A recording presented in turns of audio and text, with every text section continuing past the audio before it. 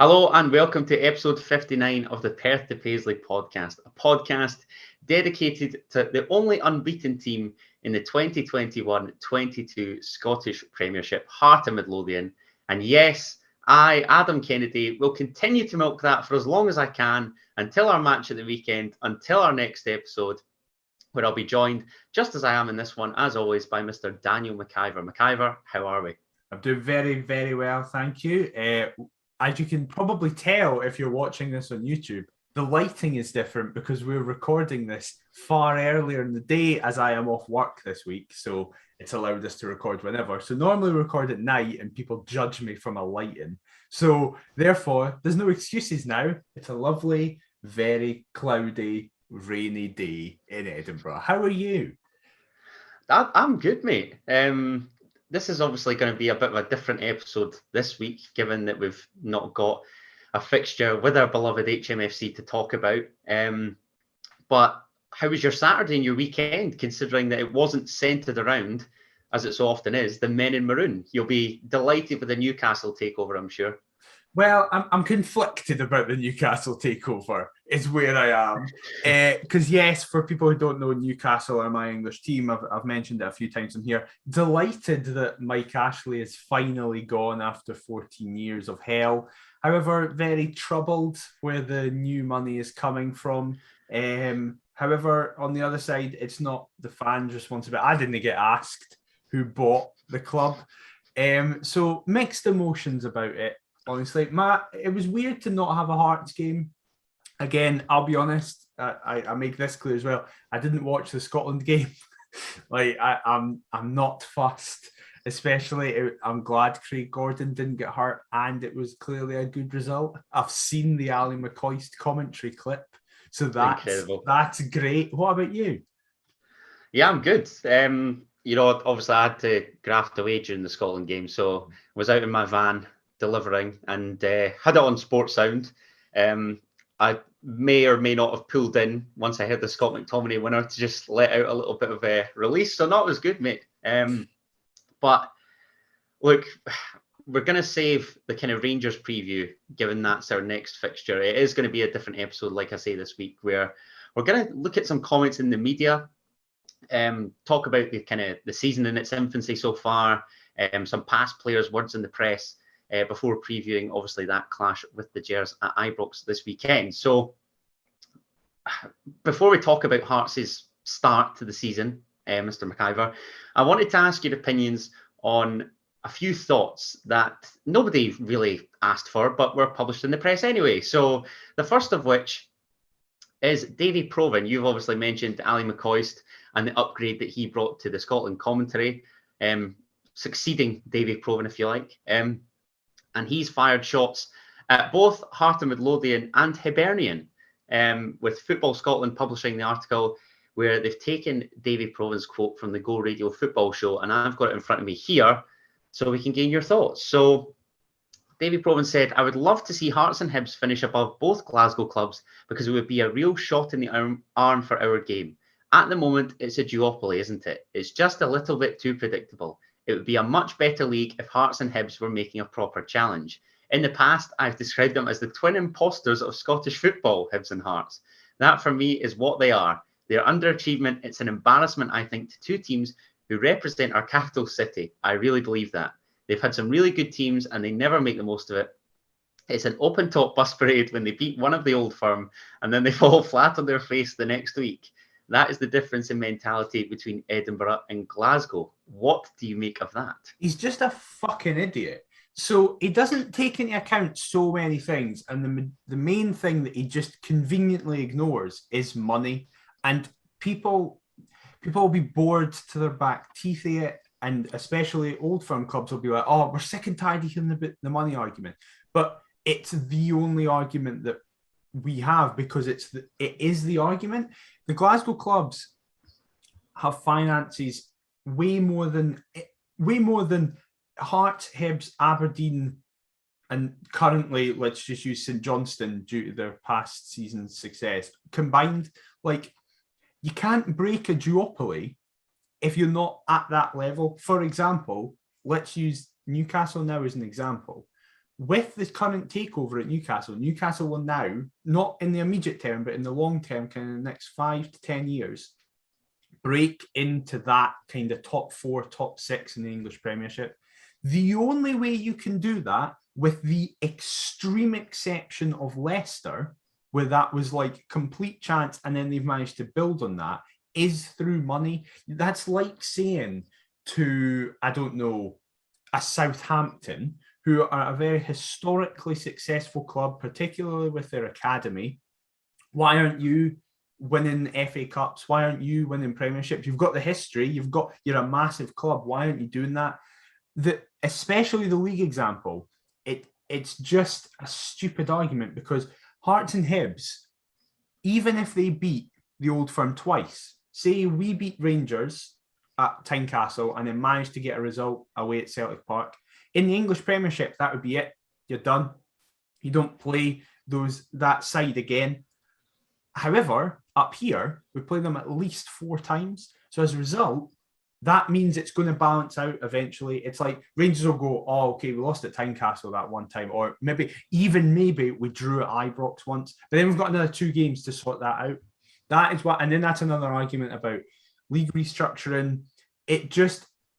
Everything is built around benefiting the Glasgow clubs. So it's a bit redundant to turn to the next 2 biggest clubs and go, well, why aren't you competing? And then also ignoring the fact that we have, like, in our lifetimes, we've won 3 Scottish Cups. Hibs have recently won the Scottish Cup. They've also won League Cups in our lifetime. St Johnstone have just won the double. Aberdeen in the last decade have won a cup. It's also ignoring the fact that we have also won stuff. But it's not convenient to his argument, so he doesn't mention that. Well, this is what I was going to pick up on, because I'd seen the headline, had obviously shared it on the Perth to Paisley account and whatnot, and hadn't bothered to read it. Classic. Classic Adam. Yeah, just sharing for the sake of sharing, and everybody else can read it. That's their job. But I thought it was in terms of general trophies. It's tricky for us to challenge for the league. That goes without saying, given, like you say, the resources, the facilities, the stadia. It's all in favour of the Old Firm. But that shouldn't excuse to me that we should win the odd cup more than we do. My dad used to say this to me all the time, and I've actually been lucky. He waited till he was 33 to see Hearts win anything.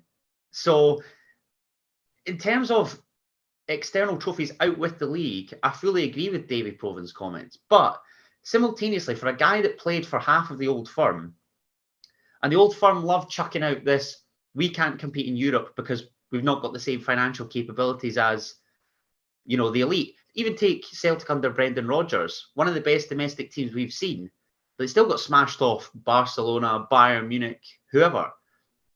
So I think it really just depends on them trying to manipulate and suit the argument whenever they can. But my frustration comes from not us challenging to win the league, because I know that's going to be tricky, and it will take a Leicester type season where you're going to have to look at both the Old Firm having an absolute shocker. And when was the last time that happened? It's more to do with trips to Hampden that we haven't really made worthwhile by winning silverware. That's my frustration. And in that sense, I do agree with David Proven.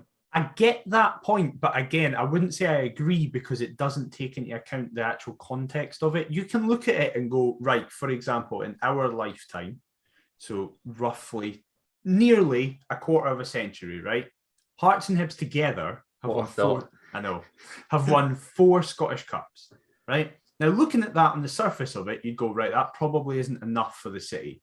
In a quarter of a century, the capital city, 2 clubs should be winning more than 4 out of 25 possible trophies. However, that's just for the one cup competition as well. Yeah. However, again, the context of it, I would argue, for example, last season, we missed a trick, both Edinburgh clubs, particularly Hibs, who got all the way to the final. In terms of a non-Old Firm club won it, and a non-big Old Firm club. It's not like it was us or Hibs or even Aberdeen. It was St Johnstone won the double, never mind just one of them.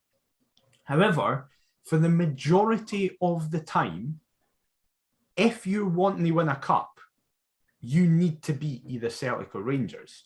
And then that goes back to the argument of you need to be on your day, you need to be at the best you're going to be, and you need one of the Old Firm, whoever you're playing, to not be at their best. You're very rarely going to beat the Old Firm in a one-on-one game when you're both at your best because of the, again, financial capabilities that they have, and as a result, have better players.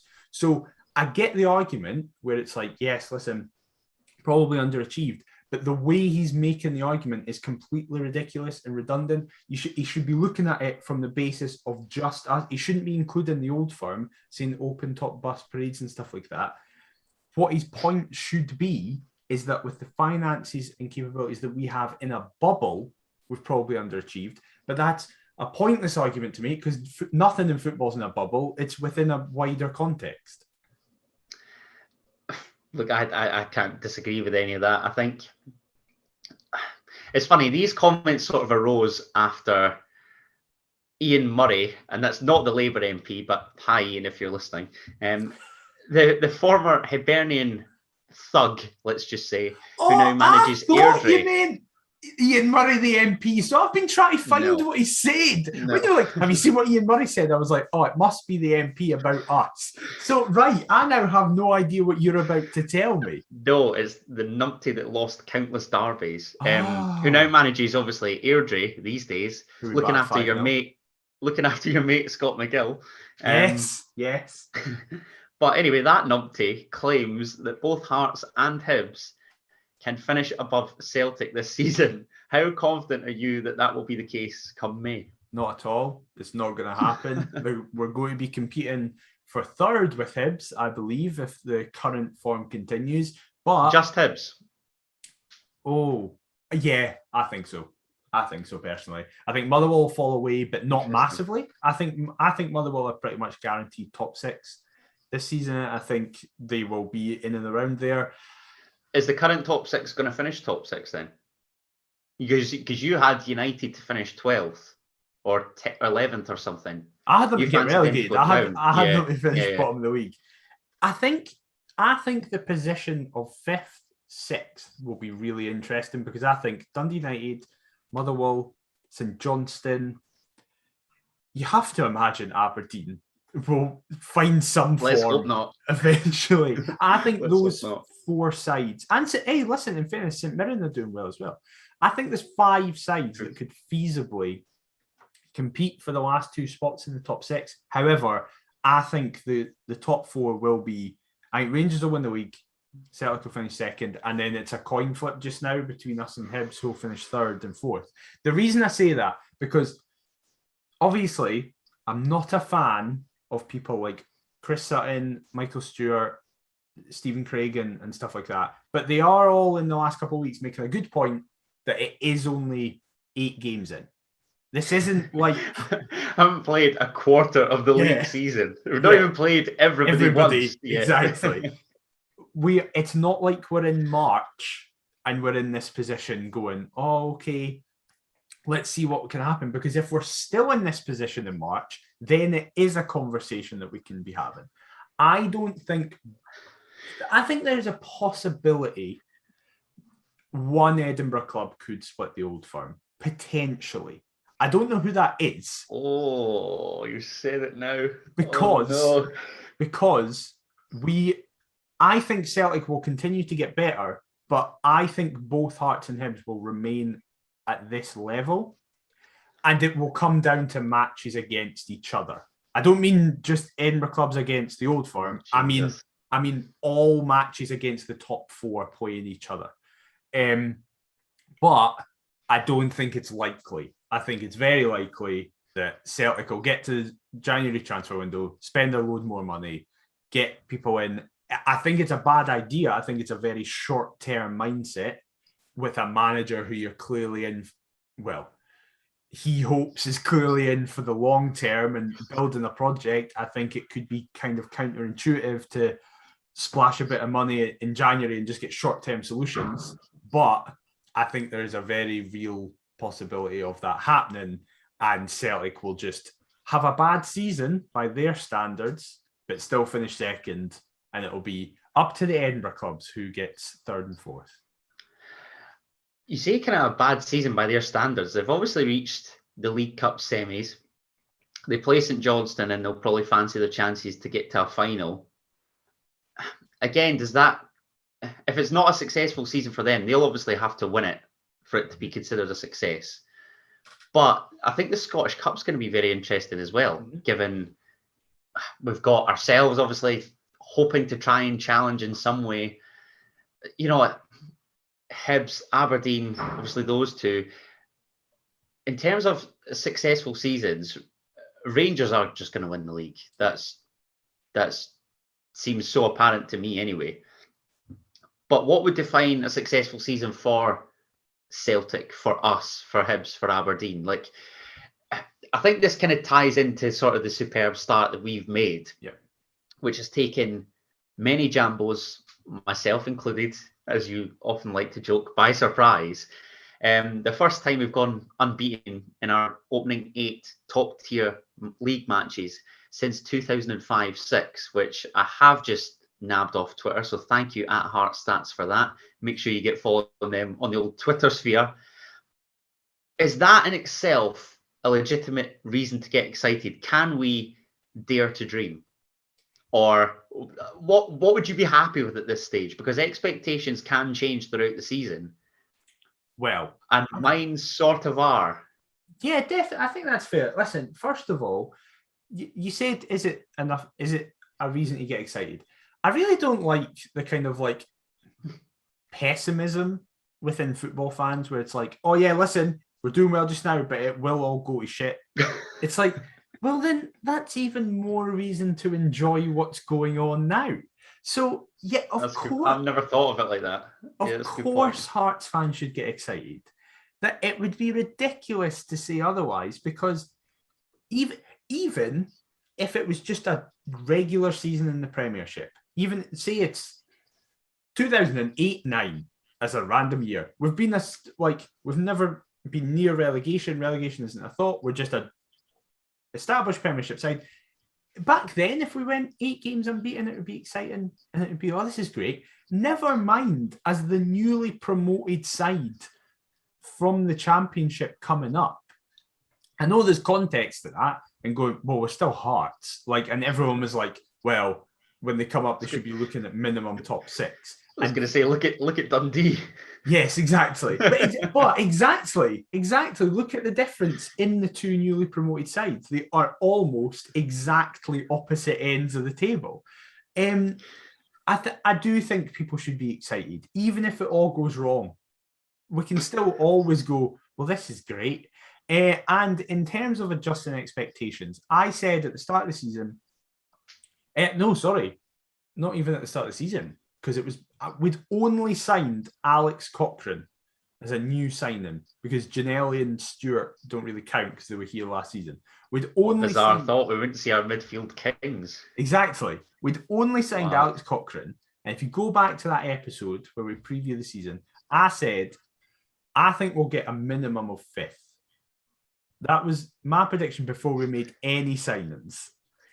And then we went and had the best transfer window since 05-06. So I think my expectations have adjusted but ever so slightly. I said I would have taken 5th. Now I don't think I would take 5th. I think if we finished 5th now, it would be seen as a disappointment. It would be seen as a disappointment. And I agree. I think some people may go, that's a bit harsh, but I'm complimenting the team and Robbie here because I think if someone said that to me at the start of the season, it's like, nah, listen, you're going to view 5th as a disappointment. I'd be like, well, that's ridiculous. That's just high expectations from But you'd be excited and want to see what would be in store, right? Definitely. So the bigger picture of it is that we are in such a good position right now and show no signs of slowing down in the long term. We're going to slow down this weekend when we go to Ibrox and get beat. But I mean, in the long term of the season, we show no signs of slowing down. It just looks like we're actually going to do something. In regards to the cups, well, we're already out of one. So that's That's what I was going to come to. Because I was going to say that's the only bugbear that I think myself and others will have, maybe with the odd drop points in the league, but that embarrassing exit from the Premier Sports Cup. What would you be happy with? Embarrassing. That first half was embarrassing. That's fine. I mean, though, on the face of it, I don't think if you go out the cup. No, of course, to Celtic at Parkhead. Yeah. No, that's fair enough. I just meant more the that's fair. Yeah, the performance was embarrassing. But how low would you be willing to fall in the league if we were to go and win the Scottish Cup, for instance? Oh, fucking 11th? I don't give a shit. If you were to give me the opportunity to guarantee to win the Scottish Cup, I'd take safety. Yeah, I'd take that. Yeah, fine, 10th. Because it would be us. We'd win the Scottish Cup and get relegated in the playoffs. Fine, 10th. But if you ask how low would I take and have a good cup run, it's nowhere near that far. Because I hear that. Listen, winning a trophy is the priority, right? That is the priority. For example, when we won the cup in 2012, we finished like 8th or something, or 6th. No, we finished. Wait, when did I want to say 5th. I think it was 5th actually. Hibs were doing there. I'm thinking of Hibs. Hibs were like 11th, 10th or something. Something like that. Yeah, we did finish 5th actually. Years later. We did finish 5th because I remember that was the point. Everyone was like, "Who gives a shit that it was a relatively unsuccessful year in the league?" You've literally just said exactly that. Couldn't even pinpoint the position. Yeah, exactly. Strengthens your argument even more. No one cares because it was we won the cup. So of course, but even if we get to the final and don't win it, then it's like, right, where have we finished in the league? Because we have nothing else to show for it. The league is the only. And I don't like it when people throw away getting to finals. And I think Aberdeen fans kind of had that attitude towards the end of McInnes's time where they just expected to get to semis and finals.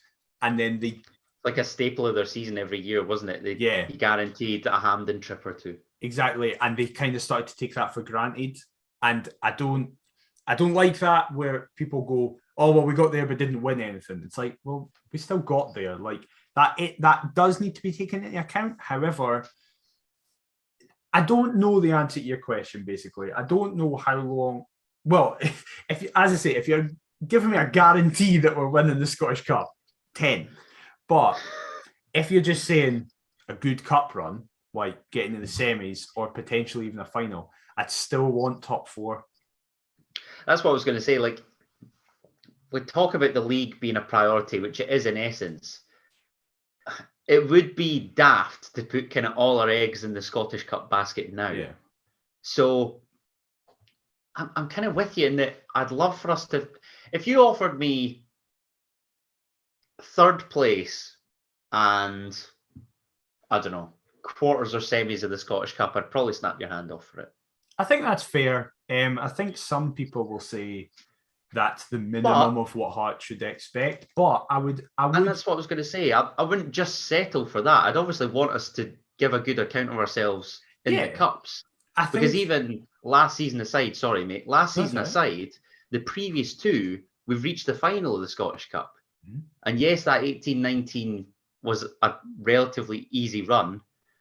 19-20, we came up against Hibs, who were then Premiership, us Championship, wiped the floor with them, not a problem. And we've just beaten Rangers. We've just beaten Rangers to get to Rangers that in the quarters, that's right. And then obviously had the Mankey Mob in the final. So the Premiership's priority, but again, I think we should be doing everything in our power to try and compete for the Scottish Cup. It'd be a fantastic first season, regardless of where we finish, if we'd gone all out in the Cup, won it, and then, like you say, nobody would give a shit where we finished in the league. Yeah, of course. Despite our brilliant start. But that, you can say about any season with Hearts. As long as we stay in the league and we win a trophy every year, people would accept finishing 9th every year if every year we won a trophy. Just have some bipolar behaviour up and down the league table, but we're winning trophies every year. I think what you're saying there with 3rd place and at minimum quarters, I think some people will say, "Oh, you're not like that's a minimum. That's not pushing for it and stuff like that." But I do, as I keep speaking about context in this episode, the context of us being a newly promoted side does need to be taken into consideration. I know that if we don't finish in the top 4, this is our worst run of years for whatever since the 80s or something like that. I know that is important, which is kind of why I think the league is a very big priority this season, that we need to stop that stat existing. But at the same time, you do just need to look at where we've come from. Like, think of where we were 18 months ago. And the fact that now we're going, we could split the old firm. It's like, it shows how it's not even night and day. It's like, it literally is different years of ability. And we spoke about last week, that side that Aaron Fraser shared, where dear God, Michael Smith needs emotional support to get through it. And now we're in a position where you could feasibly go, where can we even fit Peter Haring into this side? Oh, do we need to cover? We don't even really need John Suter. I can't believe you, of all people, has just said that about. No, but that's what I'm saying, because just now Devlin and Benny are the starting center mids. Their first choice. And it's like, oh, well, Suter's not that big of a miss because we've got Taylor Moore. And it's like, it's incomprehensible to where we were even this time last year. Because this time last year, we've been knocked out by Alloa. So it just shows how far we've come. So to the people who might say, oh, well, third in the quarterfinal is the minimum I'd accept for Hearts. It's like, sit back a wee bit and just go, that would be a great season, first season back. I'm not saying minimum. That's like, do you know what I mean? Yeah, exactly. Other than that, that's what we'd settle for. Yeah. Ultimately, we're looking for more than that. We're hoping for more than that. So exactly. Let's just rein it in a little bit before we get an absolute shit ton of abuse, as is normally the case whenever one of these goes out. Yeah. Just rein it in a little bit. Relax. It's okay. Yes, we've got that big clash with Rangers at the weekend. Yes, I'm rightly shitting myself for it. Yes, I'm going to be in amongst 1,100 Jambos in that 50,000 seater stadium. But it will all be fine. Relax. It's okay. And you're the one saying that, which is a big step. It's normally me saying it. Oh, what's happened to me? This club. I get brainwashed so easily. Like, this is actually something that I've established. I know we're going to go down a bit of a rabbit hole here.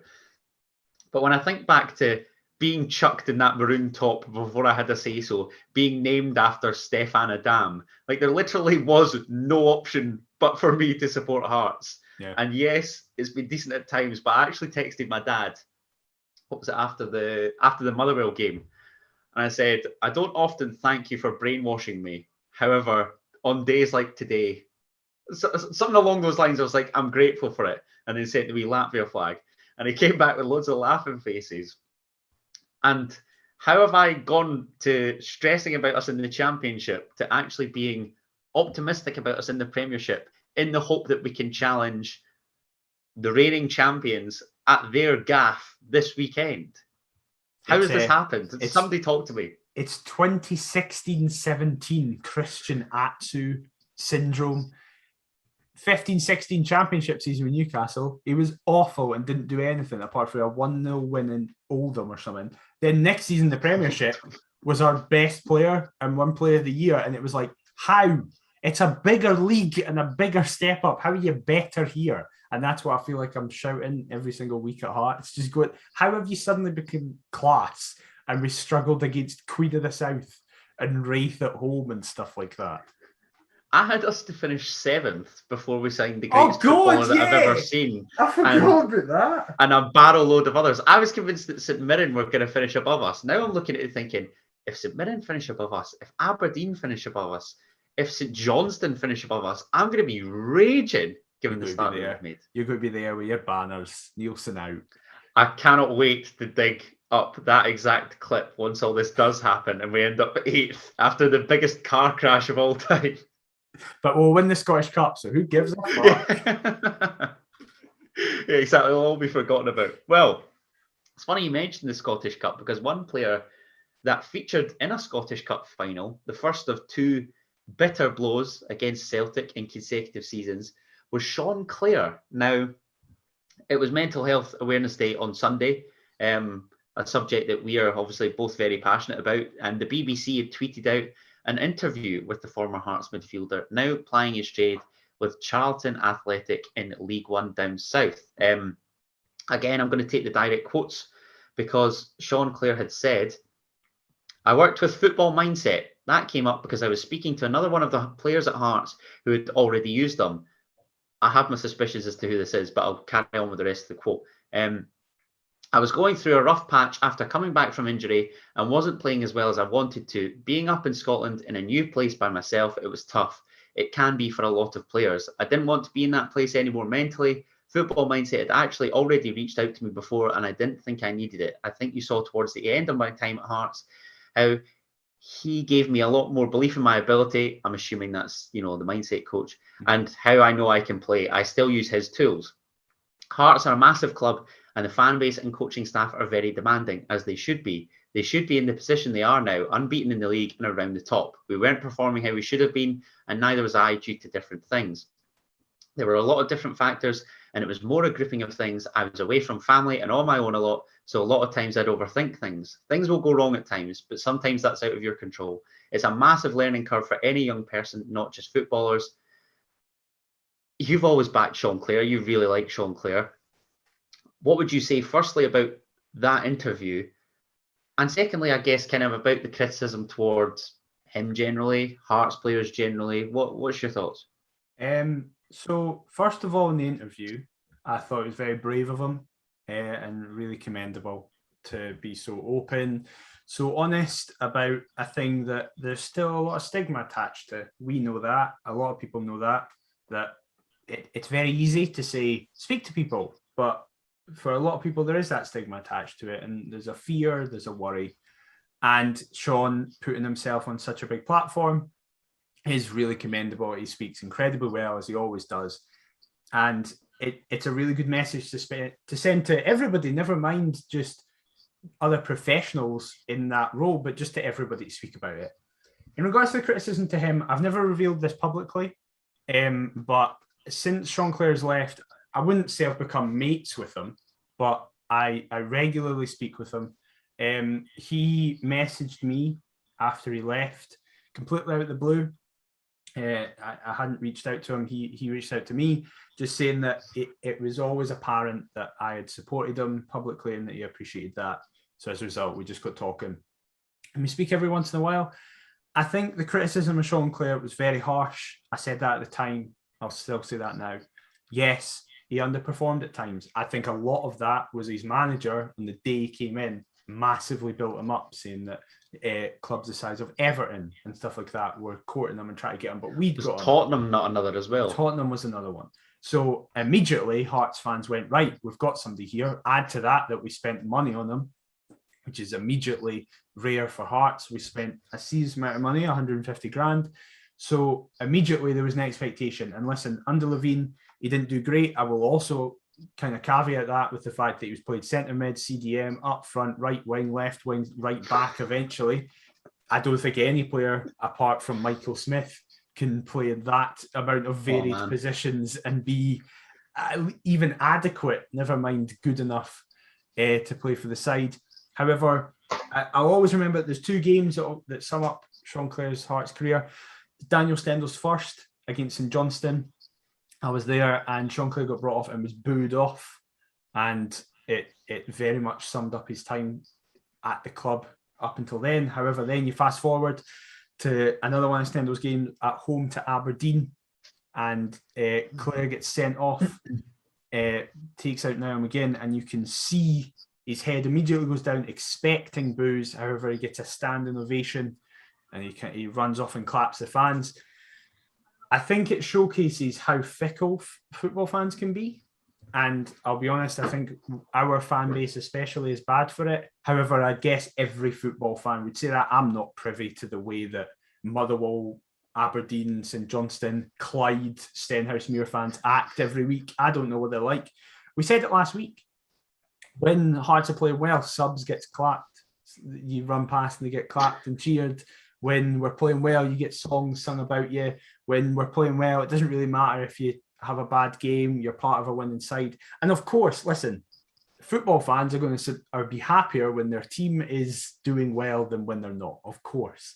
And Clare was part of a side that massively underperformed. I think that is the biggest understatement possible. One of the things I will say about Sean Clare, I don't think he ever shirked. I think he always gave 100% at the very least. I don't think he ever hid. And understandably, he was our best player. I will always say this, he was our most improved player, apart from probably Lewis Moore. Lewis Moore and Clare were the two that really stood out from Stendel's tenure. But listen, there's a difference in being negative about the team and kind of being unhappy with a player's game and saying that they've done badly. Because listen, we've sat on this podcast and said so-and-so's had a bad game, so-and-so's been terrible. I've been very clear on my not wanting Jamie Walker to be at the club. We've both criticised Gary Mackay-Steven, we've both criticised Andy Halliday, we've both criticised Craig Halkett. I would like to think, personally, this might be naive, but I would like to think that we've never gone and sought them out to target them with this abuse. We've never attempted to make it clear to them that we dislike them as individuals, that we think they're awful people or anything like that. I have just been critical of their performances in the football park, and if I have overstepped that mark, or if you have, then obviously we apologise for that. But what it shows within football is that they are just humans. I know that they're playing football and they're on loads of money, and there's that awful mindset that, well, you're getting paid whatever, so therefore I've paid my ticket, I can say what I want. I don't know if you watched that Fever Pitch documentary series on the BBC, but there was basically a whole episode about that. It was the one centred around Newcastle, so I'm more impacted that. But Keith Gillespie was very much the target for it, and Les Ferdinand, and they spoke about the fact, and of course Cantona with his kick. That is the extreme of it, and the extreme example of what can happen. But these people get stressed, these people get anxious, these people get depressed, these people have mental health issues the exact same way everybody does. So the amount of abuse some of these people get for maybe misplacing a pass can be a bit ridiculous. And again, it just goes back to the original point.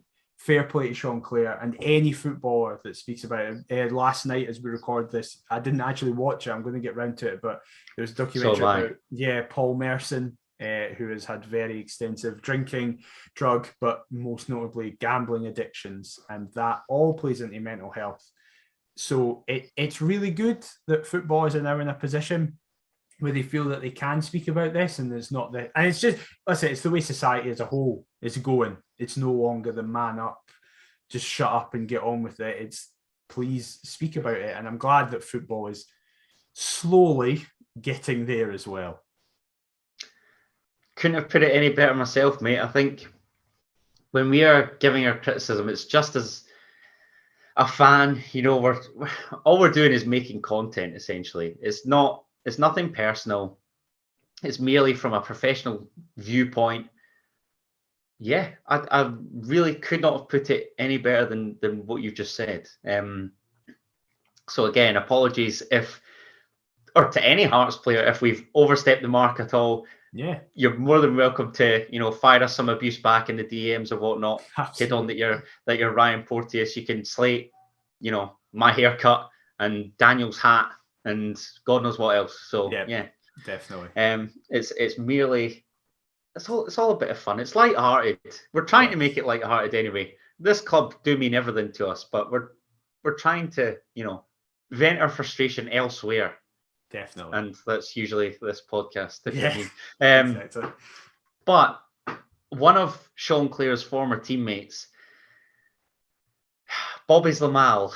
Oh, God, I forgot about this.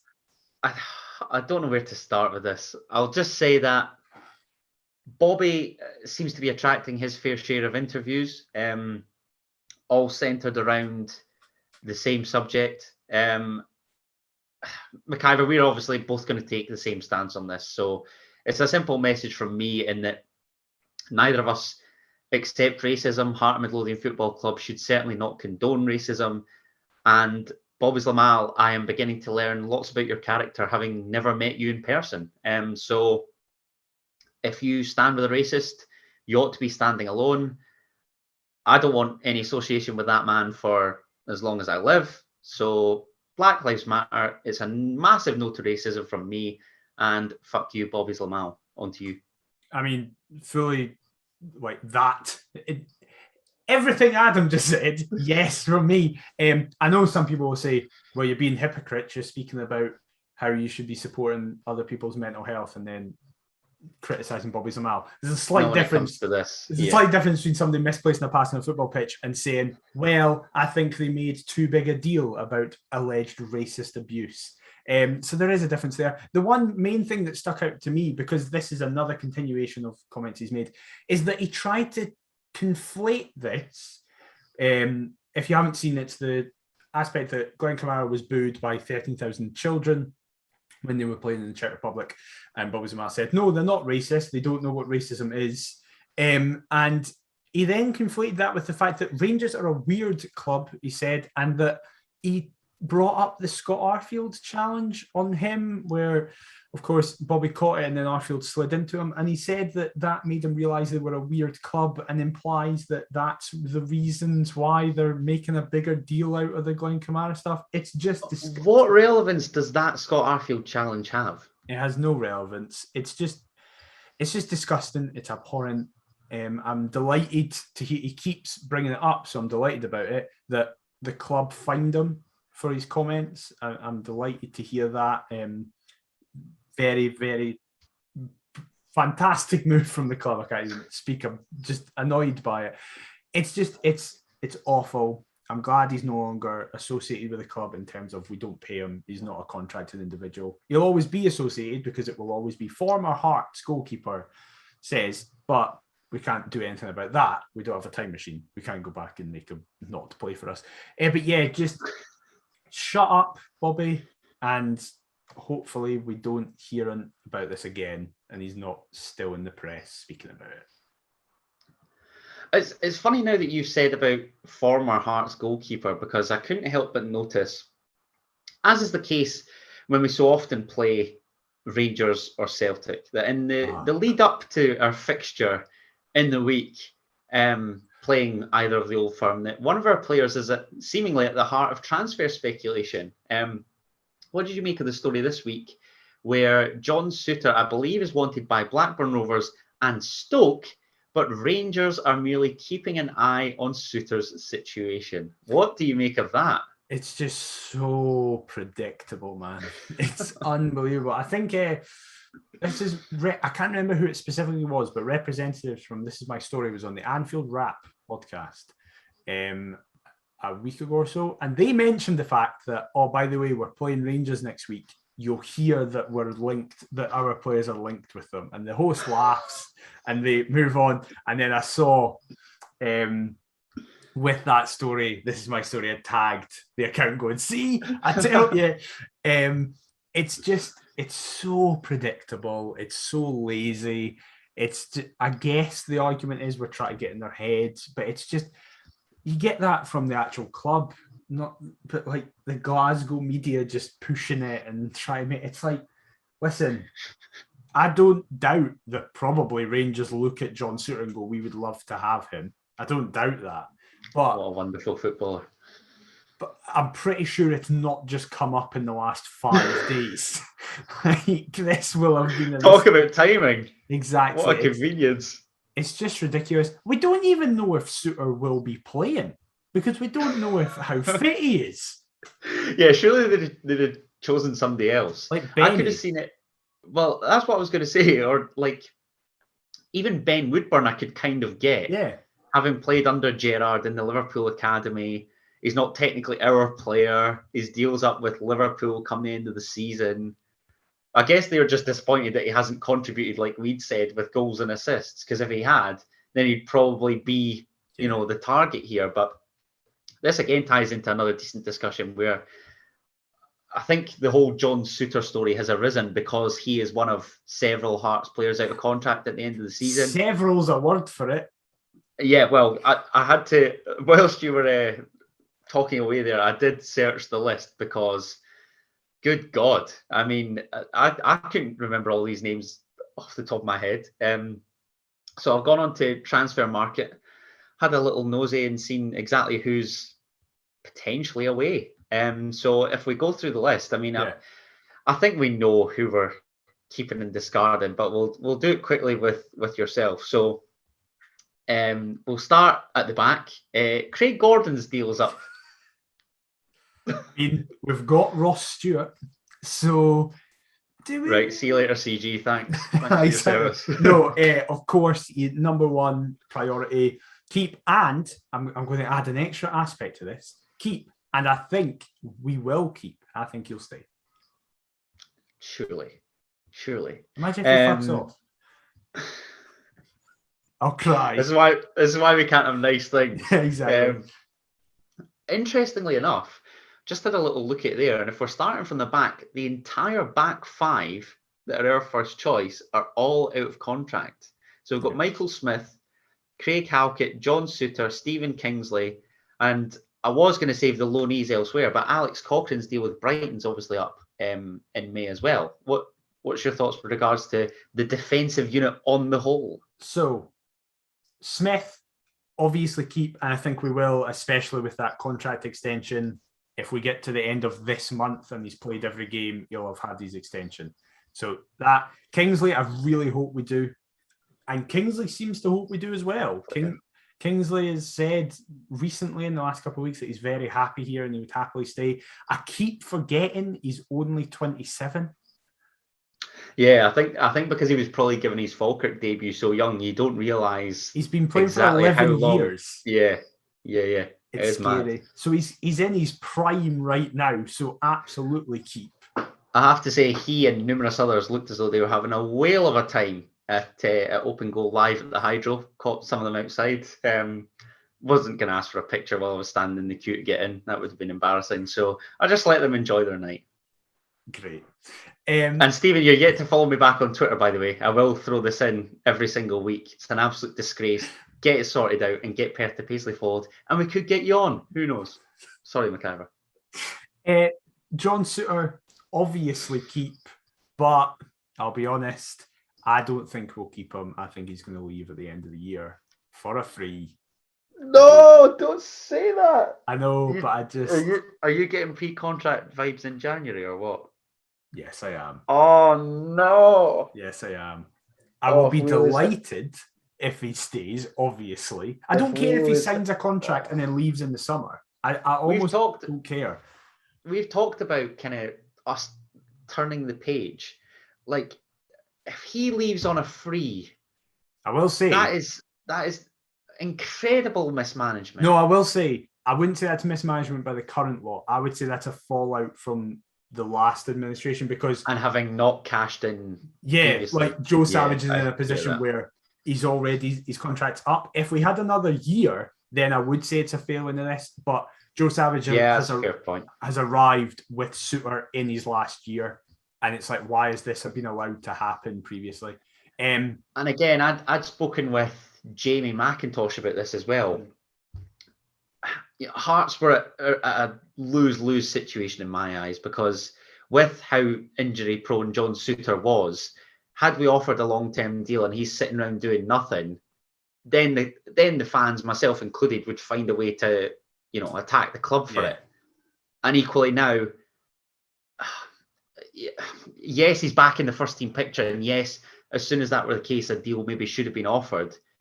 But we've not rushed into it because we're still sceptical with regards to his injury history. So I think Hearts were at a lose-lose, to be honest. And I can't believe I've just ushered those words to stick up for the club when I love just sticking it to the club whenever I can. I think the big one that would cause discussion is Craig Halkett. I think at the end of last season, most people would have been happy for him to go. However, I will still say this. I think he has been in our top 5 best players this season. And definitely. I would absolutely give him an extension. I know that people will go, he's very limited, and I accept that. He can't really play in a 2 as well as he can in a 3. But the argument is, well, don't change from a 3. Like, it's working. So keep playing him in that 3. And obviously, we didn't really touch on it last week, but I hope he's all right after his back spasm against Motherwell. Yeah. No, it wasn't. And that stat in regards to like consecutive minutes and whatnot, it's crazy. And then he played 50 games every minute, and then 2 games in a row he got brought off. How bizarre is that? Yeah, it's crazy. But I definitely would give him a deal. Cochrane, is that the one left? Is that the only one left? Yes, sorry. Yeah, because we've touched on Smith, 3 centre-halves here, Cochrane.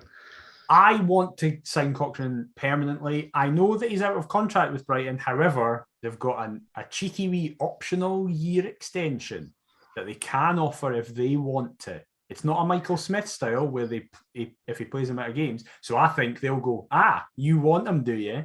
Right, well, conveniently, we're going to extend the deal so we can get some money for him. Well, this is the thing. I think they'll be due money anyway because he's under the age of 23. It's not because he's going from England to Scotland. Oh, no, of course. Yeah. We'd avoid the fee. It's only if we were at another English club. Yeah. Oh, do you think Brighton are going to be those guys? Yes, just because they've got definitely. the re-affiliation with Hibs and they'll just be like, get it round your hearts. Definitely. David Weir will have no say in it and he'll be raging. But I said it in a tweet a couple of weeks ago. Another person that we'll get to speaking about, and Cochrane, I think, are huge Josh Ginnelly vibes. I would love to have them here permanently next season. Cochrane has been, in my opinion, the most underrated player this season. Not put a foot wrong. I love him. Now, these next 2 are interesting because we're moving to In fact, these next 3 are interesting because we're moving to midfield. So we've got the man, the myth, the legend, Big Peter Haring. And your 2 best mates, Andy Halliday and Jamie Walker. What's your thoughts?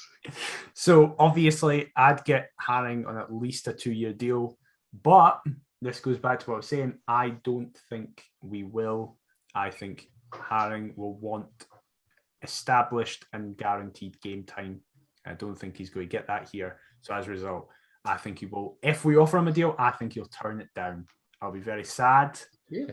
But I watched that press conference before the Livingston game where he sat and was asked the question, do you see yourself staying here after the deal? And he paused and went, listen, we've got many options. And that immediately went to me, right, he's away and I'm going to genuinely cry when he leaves. The other 2, I'm going to cry if they stay. Listen. Did you not wish Andy Halliday a happy birthday yesterday? He turned 30 yesterday. I forgot. I thought he was older than that. I thought he was already in his 30s. Again, another Stephen Kingsley thing, just because he's been around for so long. I've been like, surely he's in his 30s now. Like, what? I will say, though, in the hierarchy of this 3, if you said to me I had to pick 2 to stay, Halliday would be the one to stay as long as he never plays in midfield. He only plays left wing back. That is the only cover for position. your mate Cochrane when he doesn't sign. Yes. No. If Cochrane doesn't sign, we need to sign a replacement. No, it's that patented Robbie Nielsen sub that he does where he brings one of them off and puts Halliday in and then everybody moves across one. That sub that he does. However, I would not be bothered if Halliday did not sign an extension. I think he doesn't get into this team at full fitness. Like, he's just not at the level. But he's a fine bench option, but I think there's better out there.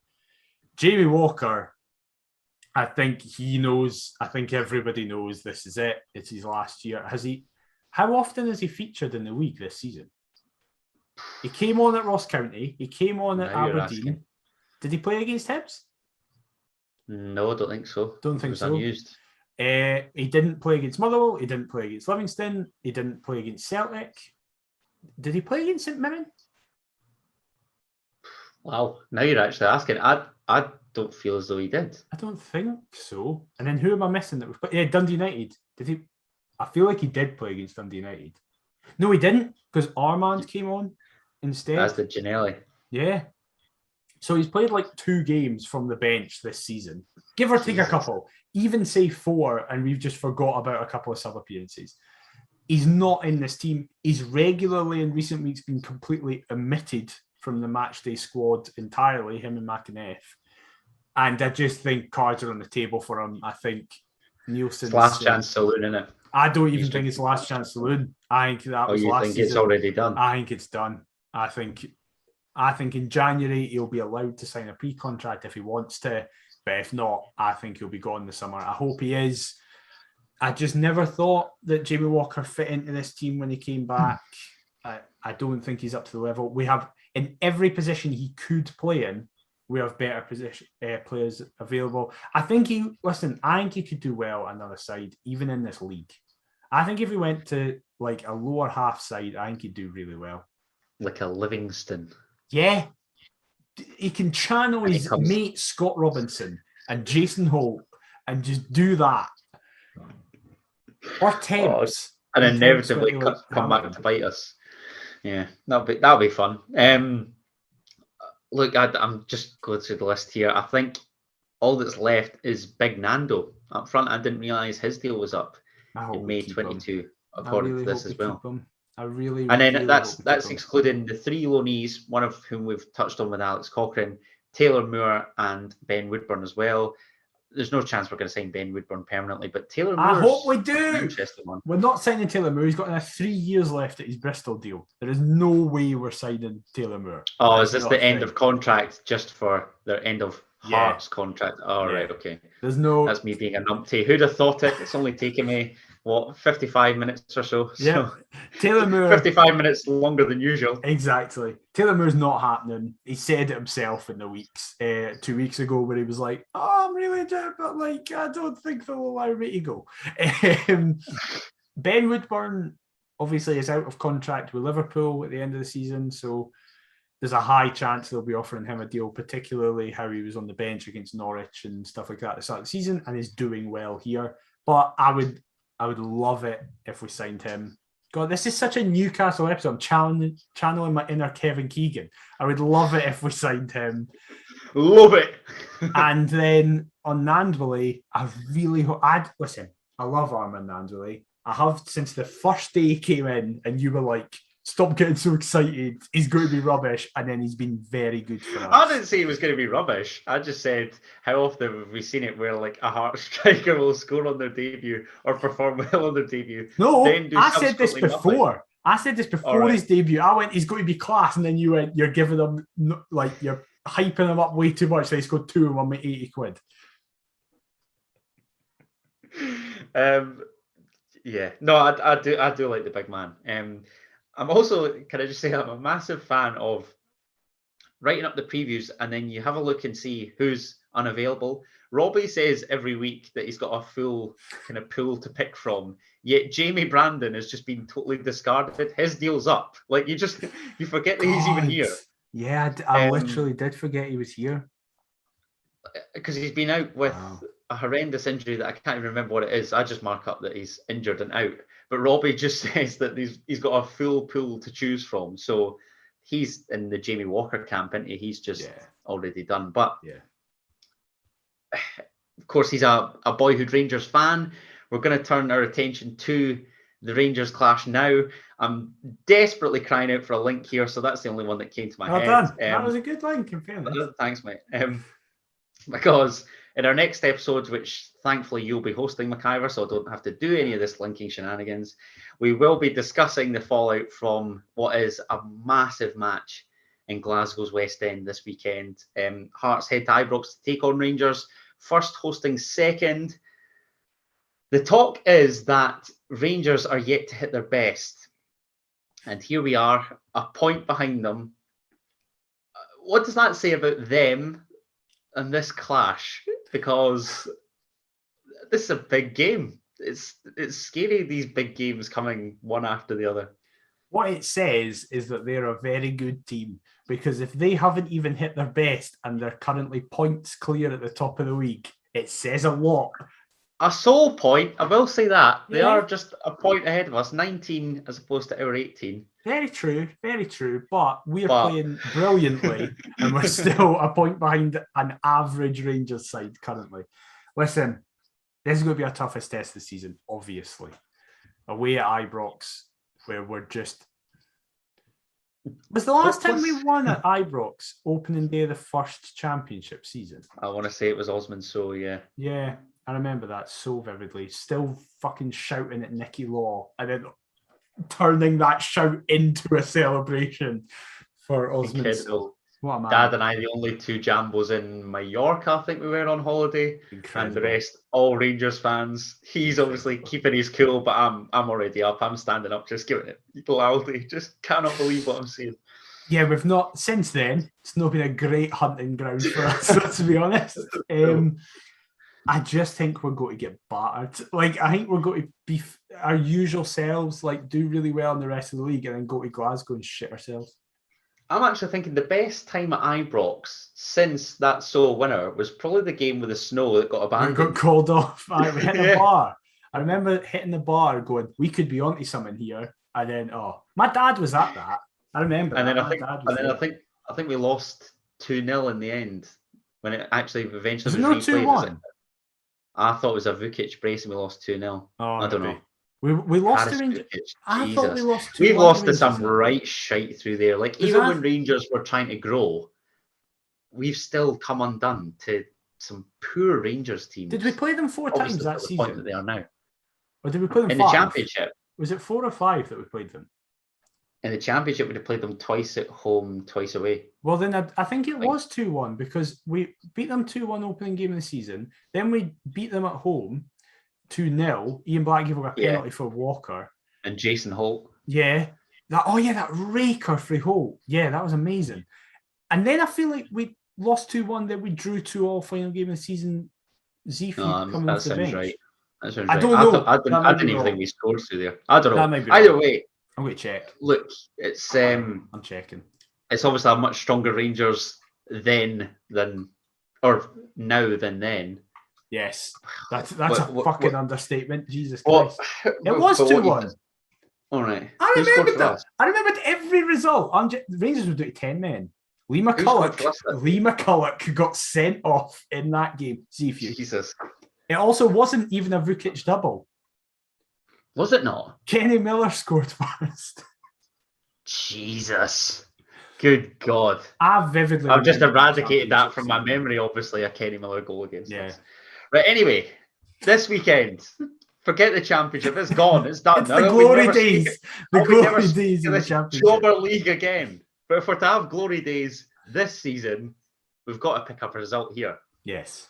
I don't think we will, though. I think we're just going to get absolutely bad. Listen, I hope we go there and just play like we've been playing. I hope we play 3-4-3. I hope Suter's back, but Taylor McHugh... If he sits in like Parkhead, I will never forgive him. I understand. Listen, I will always say, I never want us to go and sit in at Glasgow. I understand the reasoning why. You see teams like, even this season at Parkhead, like Dundee and St Mirren both just went for it against Celtic and both got beat 6-0. I get that. I think what's always rubbish is that Hearts fans will accept a battering if it looks like we go for it, but they won't accept a battering if it looks like we sit in. But then if we got narrowly beat but sat in, I think people would still criticise. So it's kind of a lose-lose situation unless you win. Like, unless you get a result, it's like, we didn't give a shit how you played. Because if we sit in for 90 minutes and get a draw, that'll be seen as like tactical genius. Bite your hand off for 0-0. Yes, exactly. But I do agree. I hope we go for it. I don't hope we go for it. I hope we just play well. I don't like this mindset of like, just go for it and see what happens. No, I want to see a tactic, and I want to see us playing like we've been playing in recent weeks, with the wing backs in like inverting and getting out of Barry Mackay and Woodburn and aiming for Boyce with Cammy and Benny in the middle. I don't want to just go, I'll just go for it and see what happens. Fuck that attitude. Like, that means you're going to get beat because you're decking what you're doing. Cannot wait to watch Benny Beningame play football again this weekend. It feels like it's been too long, and it's only been about 10 days. I miss Cammy Devlin. I'll be playing Follow Me before the game starts. Cannot wait. I'm actually need to put out a wee bit of a plea here, because I've got my ticket, or it's being delivered down here. But I am looking for a couple pals who've said that they're looking to get tickets. Obviously not at the loyalty point threshold, unlike some, of course. But yeah, if there are any going spare, or if you're not planning on going, have enough loyalty points, then please give Adam your with the account, because I've got a couple of mates that will bite your hands off for them. But what's the script for you in terms of team selection, mate? Does Soapy come back in? Would you like to see us remain unchanged? What's your thoughts? You've obviously said the 3-4-3, and you've given me kind of the first, or the offensive 7, if you like. What's the script of the back line? I would, if Suter is fit, I hope he comes in. But that would be the only change I make. Even after back-to-back clean sheets? It's a fair point. It is a fair point. I would like Suter to come back in, but I won't be gutted if he's not there. I would only. I was going to say, maybe we're going to bench him given the transfer speculation exactly. and the supposed interest. Yeah. I would only be gutted that he's not in the squad, because it would make me worry about his injury more and go, this is actually worse than what it is. I wouldn't be that bothered about the actual game. I'd be worried about him. You just got to hope the journal's doing their job and is quizzing Robbie like mad with regards to where's John Suter. Exactly. But apart from that, even with Suter, I would remain unchanged and just hope we actually just go with a tactic that we've been using, a plan, and we can hopefully execute it. And then once we do execute it, the scoreline will be 4-0 Rangers.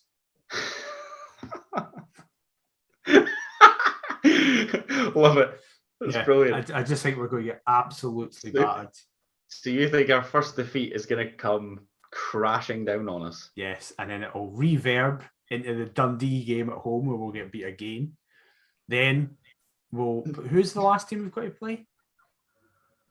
Is it not St Johnstone? St Johnstone. Then we'll go to Perth, where we're famously great at, and get beat. It's another one of these grounds that aren't a happy hunting ground for us whatsoever. Then we've got Aberdeen away. We'll get beat there, and it's just going to eventually finish 9th.